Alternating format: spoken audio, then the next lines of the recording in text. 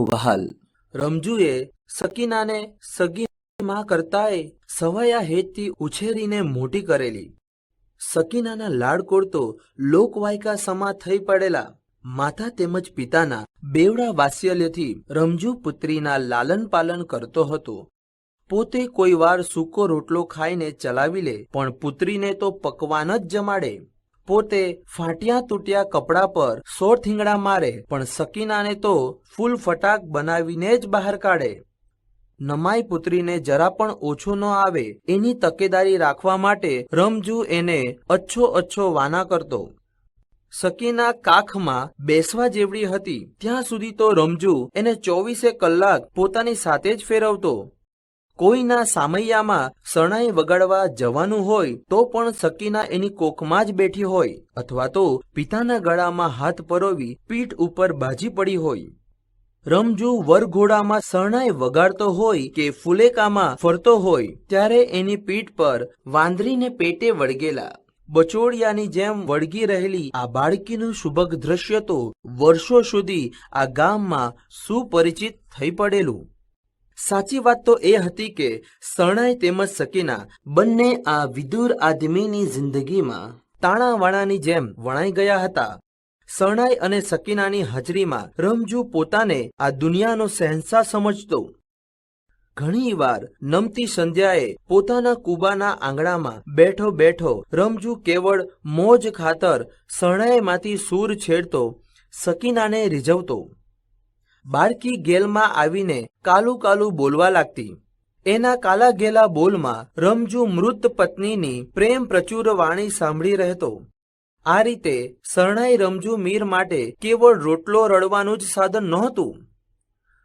વિદેહી જીવન સંગાથીની સાથે સાનિધ્ય અનુભવવાનું એના જીવનબિન સાથે એક સુર, એક તાલ, એક રસ બનવા જીવતું જાગતું વાદ્ય હતું. તેથી જ તો પત્નીની કબર પર ફૂલ ચડાવવા જતો ત્યાં ઓટા પર મરવાના ફૂલ છોડની મહેક માણતો માણતો એ શરણાઈના સૂર વહાવતો હતો ને. રમજુની આ વિચિત્ર લાગતી ખાસિયત ગામ આખામાં ચર્ચાનો વિષય બની ચૂકેલી. વ્યવહાર ડાહ્યા લોકો આ ગરીબ માણસની આવી ધૂનને ગાંડપણમાં ખપાવતા, પણ મનસ્વી મીરને આવા અભિપ્રાયોની ક્યાં પડી હતી? એ તો સપનાને સહારી જિંદગી જીવતો હતો ને શરણાઈ વડે એ સપના સાચા પાડતો હતો. પાપણમાં પૂરાયેલા સુમધુર સ્વપ્ન સમી સકીનાને પણ રમજુએ એક દિવસ સાસરે વળાવવી પડી હતી, અને તે દિવસે એણે પારાવાર દુઃખ અનુભવ્યું હતું. અત્યારે એના પગલા ગામ ઝાપાની દિશામાં પડતા હતા, પણ એના મનનું માંકડું તો અતીતની યાત્રાએ ઉપડી ગયું હતું. પ્રસંગોની પરકમમાં કરતું કરતું એ વારે વારે પુત્રી વિદાયના આ પ્રસંગ પર આવીને અટકતું હતું. પુત્રી વિદાયનો એ પ્રસંગ તાજો થતા ડોસાનું વત્સલ હૃદય વલોવાઈ જતું હતું, અને એ વલોપાત શરણાઈના સૂર વાટે વ્યક્ત થઈ જતો હતો. અત્યારે પોતે ખોબા ખારેકની લાલચે શરણાઈ વગાડવા આવ્યો હતો એ વાત જ રમજુ વિસરી ગયો. સાસરીએ સોઢી રહેલી કન્યા ભૂધર મેરાઈની ગૌરી છે એ હકીકત પણ એ ભૂલી ગયો. અત્યારે તો પોતાની સગી દીકરી સકીનાને વિદાય અપાય છે એમ સમજીને શરણાઈમાં એ હૃદયની સઘળી વ્યથા રેડી રહ્યો હતો. તેથી જ તો જાન ઝાપે પહોંચતા સુધીમાં તો રમજુના દર્દનાક શૂરોએ આખું વાતાવરણ ભાર જલ્લું બનાવી મૂક્યું હતું. આનું કારણ એ હતું કે સકીનાનું સંભાળણું રમજુ માટે જરાય સુખદ ન હતું. ડોસાના કાળજામાં વિસ્મરણની રાખ તળે સકીનાના નામનો ધગધગતો અંગારો ભરેલો પડ્યો હતો. આવી પ્રસંગે એ રાખનું આવરણ દૂર થતા ડોસાના ભીતરમાં ભડકા ઉઠતા. કારણ એ હતું કે સકીનાને સાસરીએ મોકલ્યા પછી 8મે દિવસે જ એના ભેદી મૃત્યુના વાવડ આવેલા. એ મૃત્યુનો ભેદ રમજુ પણ ઉકેલી શકેલો નહીં. સકીનાના અકળ મૃત્યુથી ડોસાએ પુત્રી તેમજ પત્ની બંનેના દેહ વિલયનો બમણો વિયોગ અનુભવેલો. દિવસો સુધી તો એ અવાક થઈ ગયેલો. એની ચિત્તભ્રમ જેવી દશા જોઈને લોકો કહેતા કે ડોસાની ડાગડી ચસકી ગઈ છે.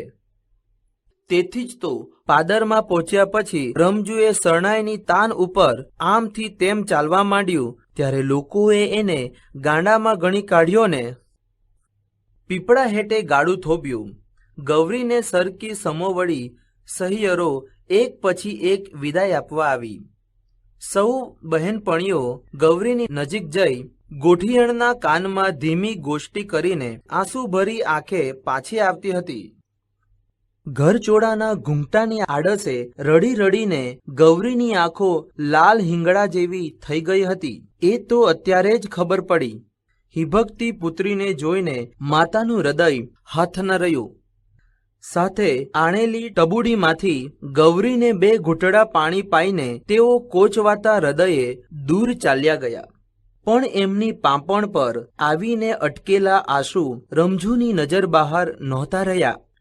લાગણીના આવેશમાં માતા જે ભાવ વાચા દ્વારા વ્યક્ત નહોતી કરી શકતી એની અભિવ્યક્તિ રમજુ પોતાના શૂર વાટે કરી રહ્યો. આમ તો પાદરનો આ પીપળો અને ચબૂતરો ગામની સેંકડો કન્યાઓની વિદાયના સાક્ષી બની ચૂક્યા હતા. રમજુ પોતે પણ આવા અસંખ્ય વિદાય પ્રસંગોએ શરણાઈ વગાડીને સાટામાં રૂપિયો રોડો મહેનતાણું મેળવી ચૂક્યો હતો. પણ આજની વાત અનોખી હતી. આજનું વળામણું વિશિષ્ટ હતું. આજનો વિદાય પ્રસંગ સાવ વિલક્ષણ હતો. આજે દર્દનાક શરણાઈ વગાડનાર માણસ અવસ્થાને આરે પહોંચેલો ખકડી ગયેલો રમજુ મીર ન હતો, પણ 20 વર્ષ પહેલા સકીનાને વિદાય આપનાર પુત્રીનો પિતા હતો. તેથી જ તો તળસી વેવાઈએ પાવલાથી માંડીને બાધા રૂપિયા જેવડી મોટી રકમ 3 વાર દાદ આપવા છતાં રમજુ શરણાઈ બંધ કરીને પાદરમાંથી પાછો ફર્યો નહીં ને. કન્યા પક્ષ તરફથી કારુણ્યની પરાકાષ્ઠા સમૂહ વિદાય ગીત ઉપડ્યું હતું.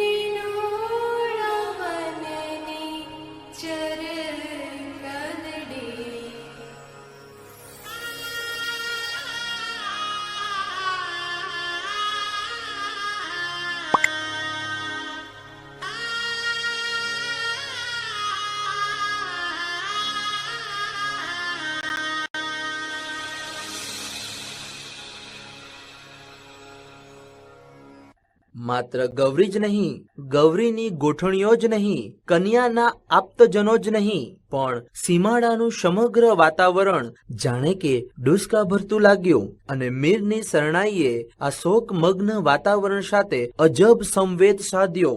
એના સૂરમાં ઘૂંટાતું દર્દ વાતાવરણની ગમગીનીને દ્વિગુણિત બનાવી ગયું. રમજુ ચગ્યો હતો, એની શરણાઈ ચગી હતી. પોતાના ચીરાયેલા દિલની વેદનાને ચગાવવામાં પણ ડોસો ચેન અનુભવતો હતો. પણ કન્યાને લઈને ઝટપટ ઘર ભેગા થઈ જવાની ઉતાવળમાં વરરાજા તેમજ વરના બાપ તળસી વેવાઈ તલપાપડ થઈ રહ્યા હતા. પાદરના મોકળા પટમાં મોકળે મને શૂરો રેલાવી રહેલા મીરને જોઈને વેવાઈની અકળામણ વધતી જતી હતી.